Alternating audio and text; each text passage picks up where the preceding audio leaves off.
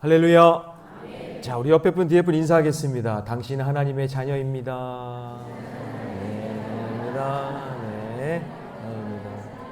네, 그래요. 오늘 함께 읽은 귀한 말씀을 가지고 영원한 언약을 세우고, 다 같이 해볼까요? 시작. 영원한 언약을 세우고 라는 제목으로 하나님 말씀 함께 나누겠습니다. 예레미야 이 32장은요 크게 세 부분으로 나눌 수 있는데요, 1절에서 15절까지는 이해하지 못하는 엉뚱한 하나님의 명령이 떨어지고, 그리고 그 명령에 순종하는 예레미야의 모습이 나옵니다. 두 번째는 예레미야는 하나님의 명령에 선순종한 후 그 다음에 기도합니다. 우리는 그러잖아요. 기도하고 난 다음에 하여튼 순종할지 안 할지 결정하겠다고. 그게 아니라 하나님 말씀이 떨어지자마자 순종한 후에 그걸 내가 왜 순종했는지, 이게 왜 의미가 뭔지 모르잖아요. 그러니까 하나님께 기도하는 거예요. 그러니까 여러분, 믿음도 신앙의 수준도 다 사람마다 달라요. 그러니까 어떤 사람은 고민하다가 시간 다 지나고 아이고 내가 순종할 걸 하는 사람이 있고, 어떤 사람은 말씀이 떨어지자마자 아멘 할 줄 알았는데, 우리가 말씀이 떨어지자마자 아멘 하고 순종하는 사람이 있고, 그렇죠. 세 번째는 예레미야의 기도를 받으시고 이제 응답하시는 그런 내용인데, 그 응답이 바로 새롭게 언약을 갱신해 주시는 그런 말씀이 이제 나옵니다. 그 말씀이 오늘 본문입니다. 세 번째 내용이. 자, 그렇다고 한다면 오늘 여기서 우리가 언약에 대해서 좀 배워야 되는데, 언약을 많이 들어보셨을 거예요. 그다음 언약의 의미가 무엇인지. 이게 한자로 보면은 말씀대로 약속하신다라는 뜻이에요. 뭐로 약속하신다고요? 말씀으로. 그래서 성경 번역본마다 다 다르는데 약 한 300번 정도 나옵니다. 이 언약이라는 말이 290번에서 뭐 300번 정도. 근데 번역 성경마다 다른데, 성경 전체를 꿰뚫고 가는 신앙이 뭐냐면 언약 신앙이에요. 이 언약이 성경 전체를 꿰뚫고 갑니다. 그래서 아주 중요한 단어입니다. 아주 구석구석에 이 언약이라는 단어가 나옵니다. 영어로는 커버넌트라고도 하고 테스타먼트라고도 하는데, 그 구약 성경을 영어로 올드 테스트먼트라고 하죠. 그다음에 신약 성경을 영어로 뉴 테스트먼트. 그러니까 하나님의 약속이 담겨져 있는 말씀이다. 그런 의미가 담겨져 있는 거죠. 예전에 이제 이 성경을 번역할 때 이 하나님의 이 커버넌트라는 이 말씀, 이거를 계약 아니면 서약, 약속 등으로 번역했었어요. 근데 여러분, 이게 온전한 번역이 아니에요. 왜냐하면은 이 계약, 서약, 약속은 뭔가 이렇게 이 사람과 이 사람의 동등한 입장에서 약속하는 거잖아요. 근데 언약이라는 것은 뭐냐면, 이걸 깊이 이해하려면 언약을 맺은 이 관계, 이 서로가 어떤 관계냐가 중요하잖아요. 말씀하시는 분이 누구예요? 하나님이시잖아요. 전능하신 하나님, 그 하나님과 언약을 맺은 거예요. 피조물인 인간이. 놀라지 않으시네요. 전능하신 하나님이 피조물인 인간과 약속을 하신다니까요. 놀라운 일인데, 그래서 이 언약을 뭐라고 얘기하냐면 은혜다 이렇게 얘기하는 거예요. 이렇게 언약을 맺을 수가 없는데 그렇게 맺어 주셨기 때문에, 그래서 은혜다 이렇게 얘기하는 거죠. 그래서 성경에 나오는 언약을 보면은 하나님께서 이 언약을 성취해 가시는 모습이 점점점 낮아지세요. 그래서 구약 창세기에서는 이 무지한 인간을 부르셔서 아담에게, 노아에게, 그리고 아브라함에게, 다윗에게까지 이렇게 언약하시는 그런 내용이 나오거든요. 근데 신약에 오면은 말씀이 육신이 되신 예수님, 독생자 예수 그리스도가 이 땅에 직접 오셔서 완전히 죽기까지 낮아지는 모습으로 언약을 성취해 주신단 말이죠. 믿으십니까? 네. 그러니까 완전히 낮아지시는 거예요. 우리랑 언약을 하기 위해서. 그런데 그 인간이, 우리가 범죄함으로 말미암아 그 언약을 자꾸, 그러니까 완전히 성취된 그 언약을 우리가 자꾸 뭐 하려고 그러는 거예요? 깨려고 그러는 거예요. 어기려고 하는 거예요. 그게 죄고, 그게 악이죠. 그런 모습이 우리 안에 있는 거죠. 그러나 이 언약은 이미 하나님께서 반드시 이루겠다고 아브라함과도 약속을 하셨어요. 그래서 그 창세기 그 15장에 보면은 쪼갠 고기 사이로 횃불이 딱 지나가잖아요. 하나님이 보여주시는 건데, 이게 뭐냐면은 내가 이 약속을 어기면 이 쪼갠 고기, 그러니까 고기가 반쪽이 난 것처럼 내가 이렇게 죽도록 내가 어기면 이렇게 하겠다. 하나님께서 친히 아브라함에게 내가 반드시 너와 한 이 약속은 지키겠다. 내가 반드시 이 약속은 지킬 거야. 이 짐승이 죽는 것처럼 죽을지라도 나는 반드시 지킬 거니까 너희들도 이 약속을 지켜주면 안 되겠니? 라고 약속을 해주셨어요. 그래서 하나님은 이 언약을 지키기 위해서 징계를 통해서라도 우리를 어떻게 해요? 돌이키시려고 하는 거예요. 그러니까 여러분, 징계는 하나님의 사랑인 줄로 믿습니다. 그래서 새롭게 언약을 갱신하기 때문에, 그러니까 시대마다 하나님이 언약을 통해서 그 언약을 갱신하시거든요. 그래서 갱신하는 그 하나님의 마음이 담겨져 있기 때문에 이걸 영원한 언약이다, 이렇게 얘기하는 거예요. 그럼 영원한 언약의 소중함을 지키기 위해서 우리가 어떤 모습으로 살아가야 될지 오늘 본문을 중심으로 세 가지를 한번 살펴봅니다. 자, 영원한 언약을 지키기 위해 첫 번째는요, 절대 순종이 필요합니다. 믿으십니까? 네. 자, 먼저 예레미야 32장의 좀 배경을 보면은 1절에 나와 있어요. 1절에 오늘 읽진 않았지만 시드기야 왕 열째 해, 그러니까 10년이 지난 거예요. 시드기야가 남유다의 마지막 왕이에요. 20번째 왕인데, 마지막 왕인데 11년 동안 통치를 했으니까 지금 10년 지났으니까 이제 몇 년 남았어요? 1년 남아있는 거예요. 그러니까 1년 후면은 망하는 거죠. 근데 하나님은 사랑의 하나님이라 망하기 직전까지 말씀하세요. 망하기 직전까지, 막 끌려가기 직전까지. 그러니까 바벨론 군대가 쳐들어와서 예루살렘만 빼고 주변을 완전히 포위했어요. 예루살렘 성은 이 골짜기하고 골짜기 사이에 있기 때문에 성벽을 쌓아 올렸는데 철옹성이에요. 쉽게 뚫리지가 않아요. 그러니까 바벨론이 막 온 힘을 다해서 해보지만 지금 안 되고 있는 상황. 근데 그 안에 시드기야 왕이 있고 백성들이 좀 모여 있고 그 안에 예레미야도 있는 거예요. 그러니까 예루살렘 성을 제외한 모든 땅은 다 이미 점령당한 상태. 그러니까 절체절명의 위기 가운데 있는 거죠. 그렇다면 여러분, 이런 상황에서 왕이었던 시드기야는 어떤 말을 듣고 싶을까요?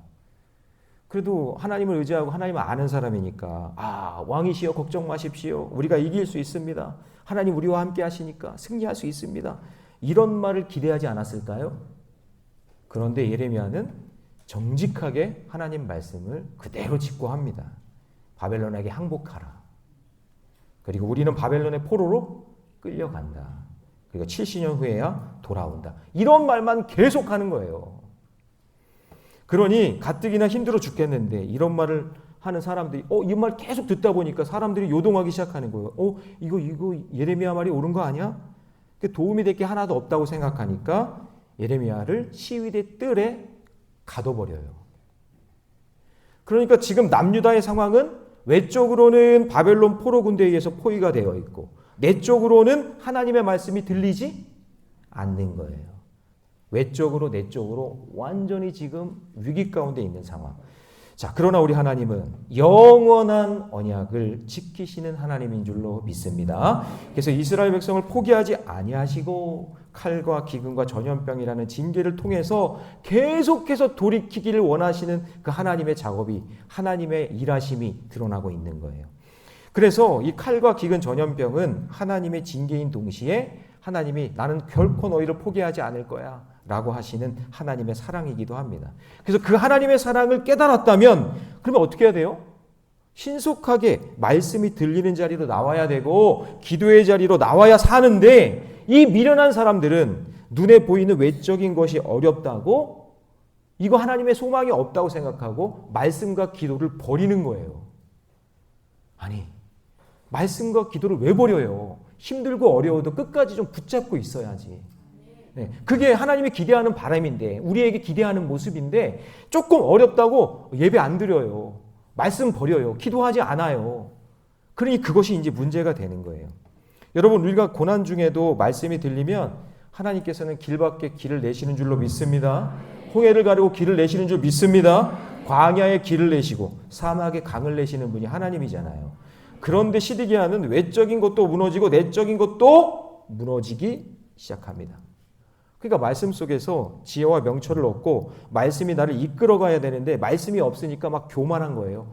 말씀 버리고 나니까 이제 뭐 아무것도 안 보이는 거예요. 나중에 이제 애굽이랑 손잡고 기대를 하지만 여러분, 사람 손잡은 건요, 그 사람이 놓으면 나도 놓치는 거예요. 하나님이 날 붙잡고 있어야지.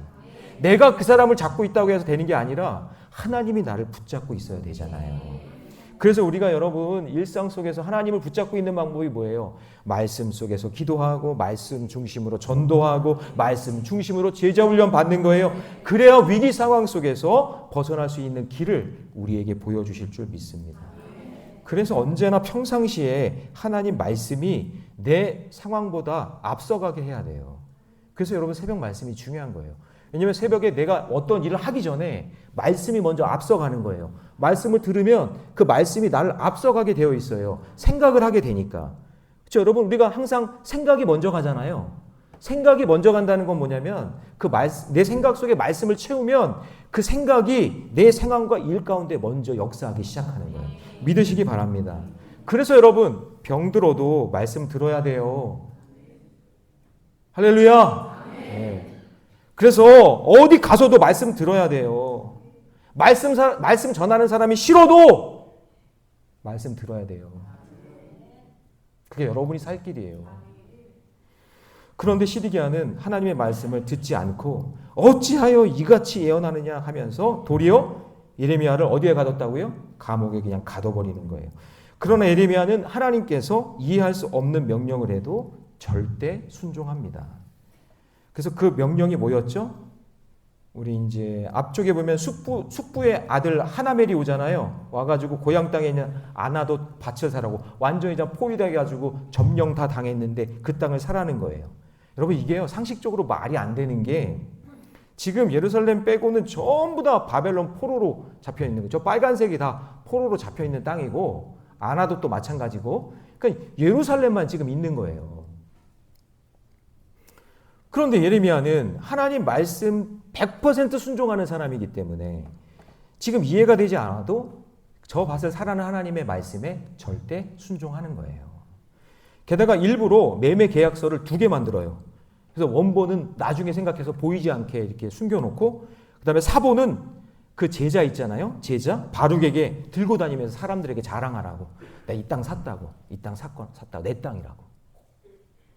그러니까 여러분 요즘 성도들이 약해진 이유가 뭘까요? 이 말을 싫어해요. 절대 순종이라는 말을 하잖아요. 설교 시간에. 싫어해요. 아니 순종이면 순종이고 그냥 된장이면 된장이지. 왜 자꾸 이것들 절대 순종하라고 하지? 절대라는 말을 왜 붙이지? 이런 말 한단 말이죠. 근데 여러분 하나님의 말씀이면 누가 뭐라 해도 순종해야 하나님의 능력이 임하지 않겠어요? 아니 나같이 연약하고 죄 많은 피조물을 전능하신 하나님이 관계를 맺어주셔서 영원한 언약을 맺어주셨는데 그분이 하시는 말씀에 절대 순종해야 되는 게 맞잖아요. 믿으시면 아멘 해보세요. 맞죠? 그런데 이런 말 듣길 싫어한다는 거죠. 사람들이. 절대적인 가치가 이제 무너지고 있는 시대를 우리가 살고 있는 거예요. 그래서 오늘 그 불순종의 예로 시드기야를 우리에게 보여주시는 거예요. 불순종하니까 이렇게 되지 않냐. 그리고 반대로 절대 순종의 예로 누구를 보여주는 거예요? 예레미야를 보여주는 거예요. 그래서 저 아나돗의 그 죽은 땅처럼 보이지만 그 땅을 생명의 땅으로 만들어서 너희들이 70년 후에 다시 돌아오면 거기서 내가 살게 하시겠다라는 하나님의 의지, 하나님의 마음이 담겨져 있는 거예요. 그래서 자 37절 같이 읽습니다. 시작. 보라 내가 노여움과 불암과 큰 분노로 그들을 쫓아보내었던 모든 지방에서 그들을 모아들여 이곳으로 돌아오게 하여 안전히 살게 할 것이라. 할렐루야. 그래서 절대 순종이란 알고 순종하는 것이 아니라 믿고 순종하는 거예요. 믿고 순종하는 거예요. 여러분 우리가 지금 왜 주일마다 모여서 예배하죠? 생각해 보세요. 뭐 끌려오신 분도 계시겠지만 근데 여러분 보세요. 우리 모두가 천국에서 다시 만나 예배할 그날을 기대하죠? 예. 우리는 천국에서 영원히 예배할 거예요. 근데 그것을 믿고 순종하며 미리 천국을 맛보기 위해서 이곳에서 예배하는 줄로 믿습니다. 믿고 순종하는 거예요. 예배. 우리 천국 가서 예배할 건데 믿고 오늘 여기서 우리 함께 모여서 천국을 맛보기 위해서 예배하는 거예요. 여러분 우리가 왜 단기 선교를 준비해요? 베트남 현장에 역사하신 하나님의 놀라운 일들을 믿고 우리가 어떻게 될지 모르지만 믿고 순종하면서 준비하는 거예요. 그래서 절대 순종으로 섬기는 자들은요 하나님의 역사에 동참하는 것이기 때문에 여러분 대충 예배하면 안 돼요. 제가 오늘 새벽에도 어떤 장로님 얘기를 했는데 어떤 장로님은요, 그 교회는 1부부터 5부까지 예배가 있는데 그 예배를 다 참석해요. 하루 종일 예배, 하루 종일 온전히 예배를 드리는 거예요. 근데 본문이 똑같잖아요. 오늘 지금 제가 전하는 말씀을 5번 듣는다고 해보세요. 졸릴 때도 오겠죠.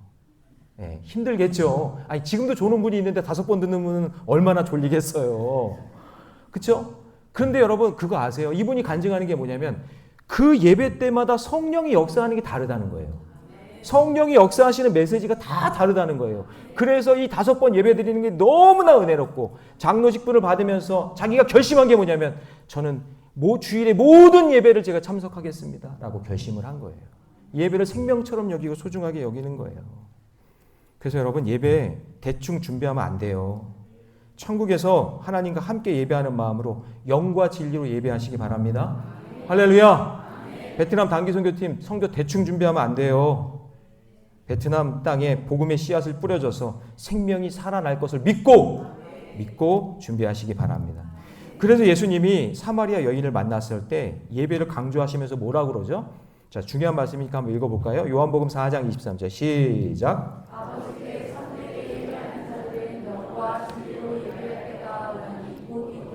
아버지께서는 자기에게 이렇게 예배하는 자들을 자, 이게 무슨 얘기예요? 장소가 중요한 것이 아니라 지금 내가 너와 함께 있는 이곳에서 참되게 예배하라. 천국에 가서 예배하는 게 아니라 그때는 나중에 갈 거지만 너가 지금 있는 곳에서 영과 진리로 예배하라. 그때가 이때라. 바로 지금이란 얘기예요. 지금 신령과 진정으로 예배해야 돼. 예수님은요, 절대 순종함으로 예배하는 자를 찾으세요. 그래서 사마리아 여인이 그곳에서 누구를 만난 거죠?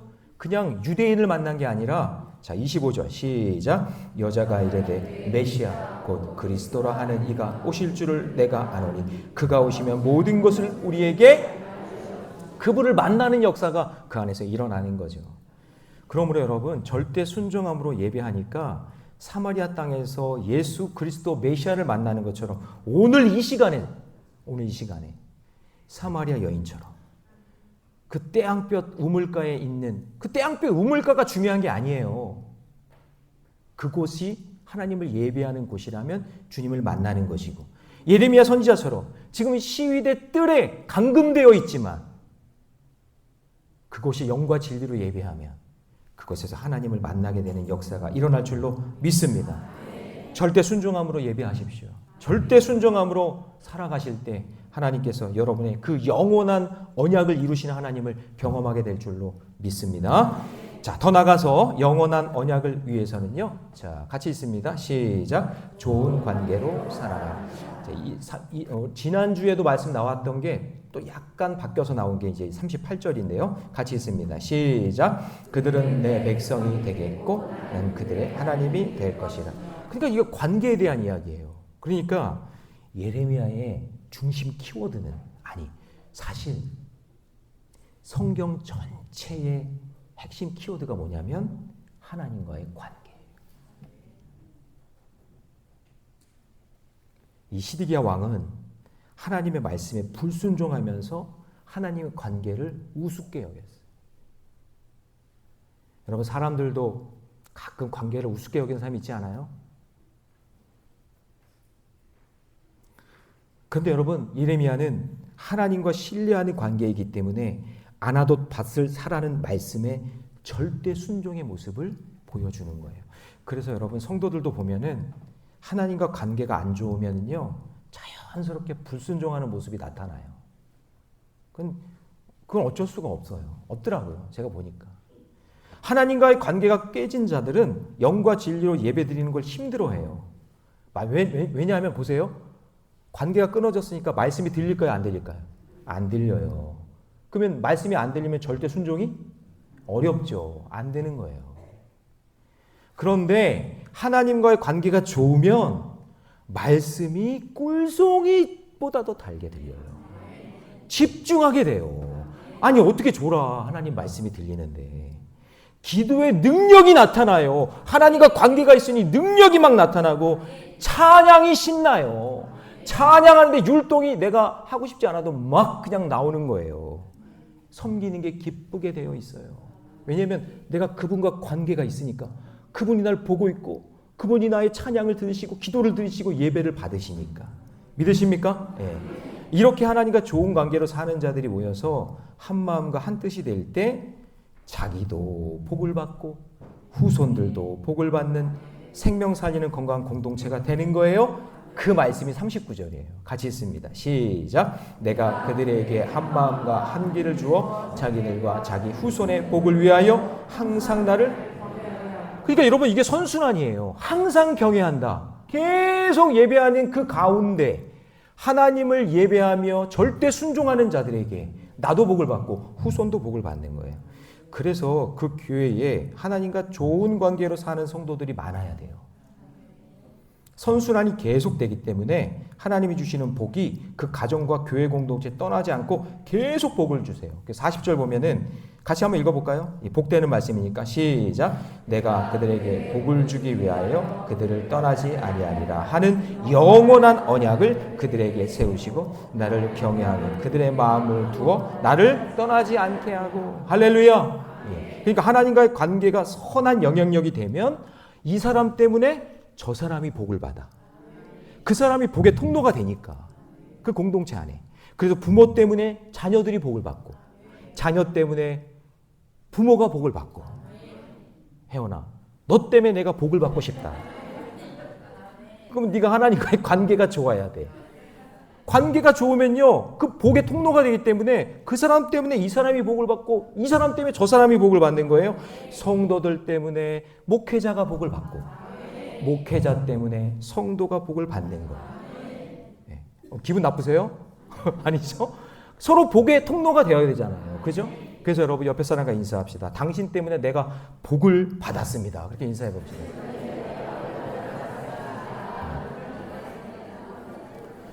자, 그러면 이제 간단해요. 그러면 우리가 어떻게 살아야 돼요? 하나님과 좋은 관계로 살면 돼요. 그러면 거기 가운데 그 관계 속에서 축복의 역사가 일어나는 거예요. 그런데 시드기야는 하나님의 말씀을 전하는 예레미야를 시대 뜰 있는 감옥에 가둬버렸어요. 그리고 더 이상 하나님의 말씀이 들리지 않아요. 관계가 끊어진 거예요. 하나님과의 관계가 완전히 깨지게 된 거예요. 그것으로 인해 모든 백성이 어려움을 당하는 거예요. 그래서 여러분 힘들고 어려워도 여기 와서 말씀을 들어야 돼요. 듣는 자는 살아나니까. 네. 여러분 요즘 결혼식 쉽죠? 옛날에 비하면.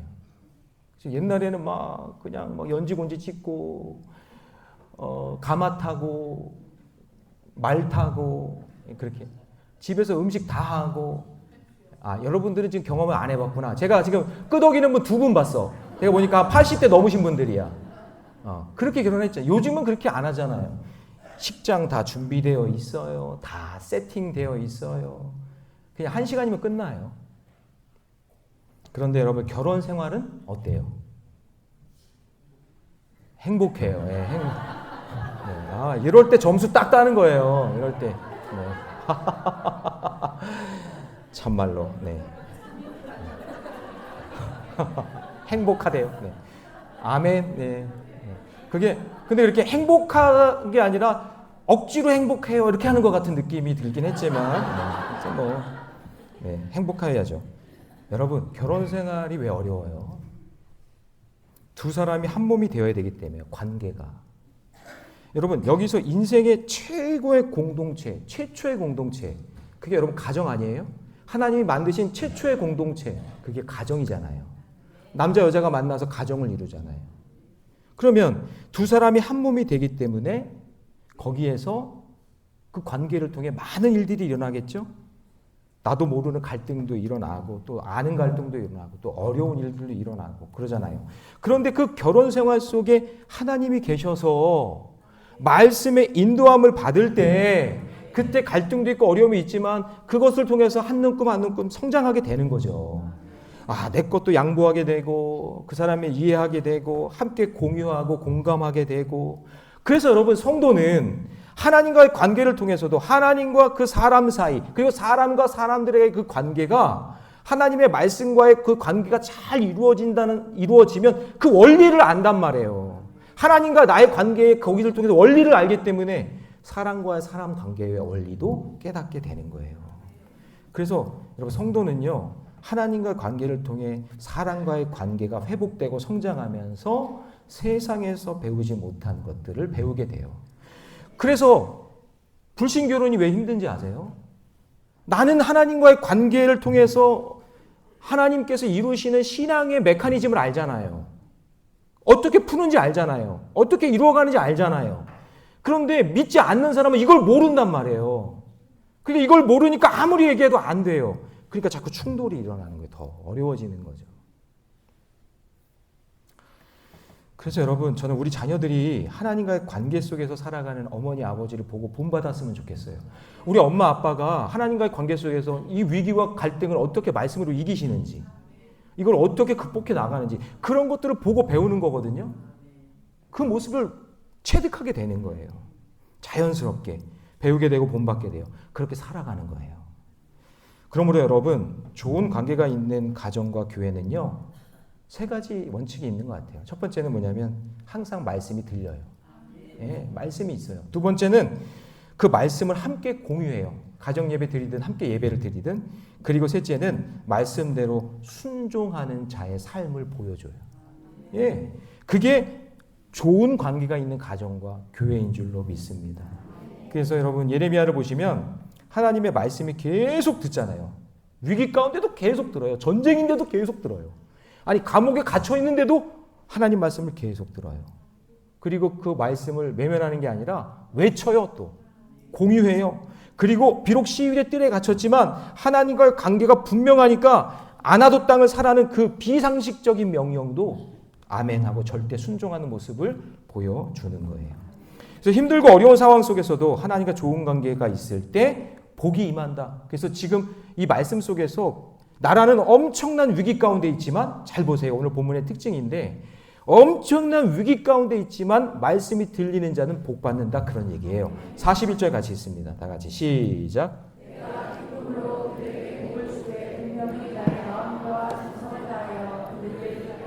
네, 그래서 그들은 이 땅에 심으리라 라는 요 말씀이 영원한 언약의 갱신의 선포예요. 내가 다시 이 땅에 심어 놓겠다. 훗날 여러분, 예수 그리스도께서 친히 이 땅에 오셔서 그 언약을 보여주심으로 영원한 하나님의 자녀로 삼아주시겠다 약속하셨죠. 때때로 하나님의 말씀이 징계처럼 들릴 때도 있어요. 그리고 그 말씀에 순종하는 것이 어려울 수 있어요. 내 속에 있는 세상 가치관을 좀 뽑아내시고 회복된 신앙으로 다시 심어주시는 그 주님의 손길을 기대하셔야 돼요. 그러므로 여러분, 말씀에 순종하고 하나님과 좋은 관계를 늘 유지하는 우리 모래내교회 모든 성도들이 되시기를 축복합니다. 자, 마지막 세 번째, 영원한 언약을 지키기 위해서 같이 있습니다. 시작. 하나님의 나라의 기업을 사야. 자, 이어서 42절 같이 있습니다. 시작. 말씀하시니라 내가 이 백성에게 이 큰 재앙을 내린 것 같이 허락한 모든 복을 그들에게 내리리라. 아멘. 자, 여러분 보세요. 영원한 언약을 지키기 위해서 첫째, 하나님 말씀에 순종하고 하나님과의 관계, 좋은 관계가 되니 처음엔 징계로 시작했지만 결국 복된 삶으로 회복시켜 주신다는 말씀이에요. 바벨론 포로 이후에 어떻게 구원해 주실 것에 대해서 말씀해 주고 계시는데, 우리가 환난 중에서도 믿어야 할 한 가지가 무엇일까? 우리가 고난 가운데, 고통 가운데 우리가 꼭 기억해야 될 한 가지가 무엇일까? 하나님은 범죄한 백성에게 큰 재앙을 내리시기도 하지만 그것도 하나님의 사랑이고, 그것을 잘 통과하면 놀라운 복도 주실 줄 믿습니다. 근데 복만 기대하면 안 돼요. 우리 장로님 기도해 주셨지만 이거를 잘 통과해야 돼. 그게 나의 죄로 인함인지 누구의 죄로 인함인지 모르겠지만 지금 고통 가운데 있는 그것을 잘 통과해야 하나님의 그 기업을 믿음으로 받게 되는 줄로 믿습니다. 그래서 이 복과 징계가 내가 선택받은 하나님의 자녀라는 사실을 기억하셔야 돼요. 여러분 혹시 여기 징계 중에 있는 분 계세요? 너무 힘들고 막 숨이 턱까지 오고 괴롭고 밤마다 잠이 안 오고 막 가슴 치고 애통하는 날들이 많은 그런 징계의 그 밤을 보내고 있다면 여러분 그것도 하나님 날 사랑하시기 때문에 징계해 주시는 거고 그것을 믿음으로 잘 참고 견디세요. 네, 말씀 의지하면서 그럴 때 하나님 나라의 영원한 기업이 저와 여러분에게 주실 줄 믿습니다. 그게 하나님의 자녀됨의 증거예요. 그렇기에 우리가 주님 앞에 해야 될 일은요. 회개예요. 회개. 하나님 잘못했어요. 제가 그 징계를 받을 수 없는 이런 죄인이라는 것을 깨닫게 해주셔서 감사해요. 주님 이 징계를 잘 통과할 수 있는 믿음 주실 줄 믿습니다 하면서 그 믿음의 길 걷는 거예요. 그래서 여러분 처음에 언약은요. 출애굽기 19장에서 모세가 시내산에서 받은 하나님과의 맺은 언약이었잖아요. 그때 너희는 내 소유가 되고 제사장 나라가 되고 거룩한 백성이 되겠다고 하셨죠. 근데 이 말씀의 근거가 되는 게 뭐냐면 너희들 내가 약속의 땅에 젖과 꿀이 흐르는 땅에 들어가게 하겠다라고 하신 말씀이거든요. 출애굽기 3장 8절에 보면 아름답고 광대한 땅, 젖과 꿀이 흐르는 땅, 그 땅을 내가 주겠다고 얘기했거든요. 그러니까 그 말씀을 붙잡고 순종하며 살아가는 자들에게 그 땅을 주시는 거예요. 그런데 이스라엘 백성들이 먼저 그 언약을 깨버린 거예요. 내가 주시겠다고 하는 그 땅을 받았음에도 불구하고 그 땅을 누리지 못하고 감사하지 못하고 교만하니 하나님이 기뻐하시는 그 땅의 의미를 깨닫지 못하는 거예요. 그래서 하나님이 우리가 율법으로는 도저히 구원받기 어렵다는 것을 아시고 하나님이 더 낮아지는 언약을 말씀해 주시는 것이 누구라고요? 독생자 예수 그리스도라는 거죠. 결국 영원한 언약은요. 바로 예수님의 그 십자가를 말씀하는 것이고 우리를 고와 같이 내버려 두지 아니하시고 우리의 마음에 보혜사 성령님을 주셔서 보내주셔서 은혜 주시고 가르쳐 주시고 깨닫게 해주시는 그 믿음의 길을 한 걸음 한 걸음 걷는 은혜가 저와 여러분에게 있으시기 바랍니다.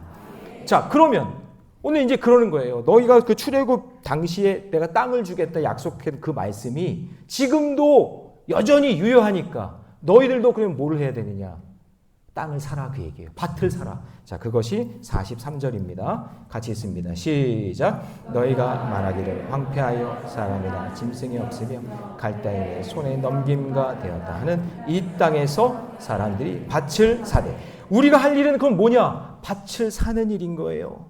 자, 물리적인 밭도 있겠지만 우리가 저 천국을 사모하는 마음으로 그 밭을 사는 거예요.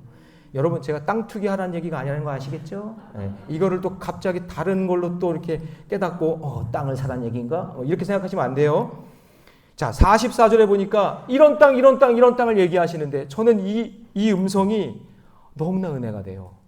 글쎄 모르겠어요. 전 너무나 은혜가 되는데 그걸 한번 나눠볼게요. 자, 44절 같이 있습니다. 시작.